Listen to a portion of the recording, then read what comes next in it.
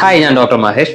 ഇന്ന് പലരും വന്ന് ക്ലിനിക്കിൽ ചോദിക്കുന്ന ഒരു ചോദ്യമാണ്, ഡോക്ടറെ ഫൈബർ എന്ന് വെച്ചാൽ എന്താണ്? അതല്ലെങ്കിൽ നമ്മൾ സാധാരണഗതിയിൽ നമ്മൾ ഡയറ്റുകൾ പറഞ്ഞു കൊടുക്കുമ്പോൾ ഹൈ ഫൈബർ ഡയറ്റുകൾ പറഞ്ഞു കൊടുക്കും. അപ്പൊ പലരും ചോദിക്കുന്നതാണ്, ഈ ഫൈബർ എന്ന് പറഞ്ഞു കഴിഞ്ഞാൽ നമ്മൾ ഈ ഓറഞ്ചോ അല്ലെങ്കിൽ നാരങ്ങയോ ഒക്കെ കഴിക്കുന്ന സമയത്ത് ഏറ്റവും ലാസ്റ്റിൽ വരുന്ന ഒരു നാര് പോലെയുള്ള ഭാഗങ്ങളാണോ എന്നുള്ളത്.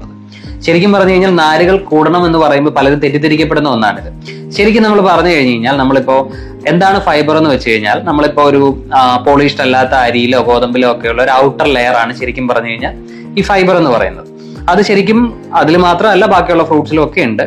അപ്പൊ ഇത് നമുക്ക് എന്ത് ചെയ്യുന്നു എന്ന് വെച്ച് കഴിഞ്ഞാൽ ഇത് നമ്മുടെ ശരീരത്തിൽ ശരിക്കും നമ്മുടെ വീട്ടിൽ ചൂല് ചെയ്യുന്ന അതേ പ്രക്രിയ തന്നെ നമ്മുടെ ശരീരത്തിൽ ചെയ്യുന്ന ഒന്നാണ് ഫൈബർ എന്ന് പറയുന്നത്. അപ്പൊ fibre soluble and insoluble fibres ഉണ്ട്. സോലിബിൾ ഫൈബേഴ്സ് ആക്ച്വലി നമ്മുടെ ലിവർ ക്ലീൻ ചെയ്യും, ഡീടോക്സിഫൈ ചെയ്യാൻ ഹെൽപ്പ് ചെയ്യും. ഇൻസോലിബിൾ ഫൈബേഴ്സ് നമുക്ക് കോൺസ്റ്റിപ്പേഷൻ ഇല്ലാതിരിക്കുകയും നമുക്ക് ബാക്കിയുള്ള പ്രശ്നങ്ങൾ, അതായത് നമ്മുടെ ഗട്ട് റിലേറ്റഡ് ആയിട്ടുള്ള പ്രശ്നങ്ങൾ പരിഹരിക്കാൻ ഹെൽപ്പ് ചെയ്യുകയും ചെയ്യുന്നു. ഇതാണ് ആക്ച്വലി ഫൈബർ എന്ന് പറയുന്നത്.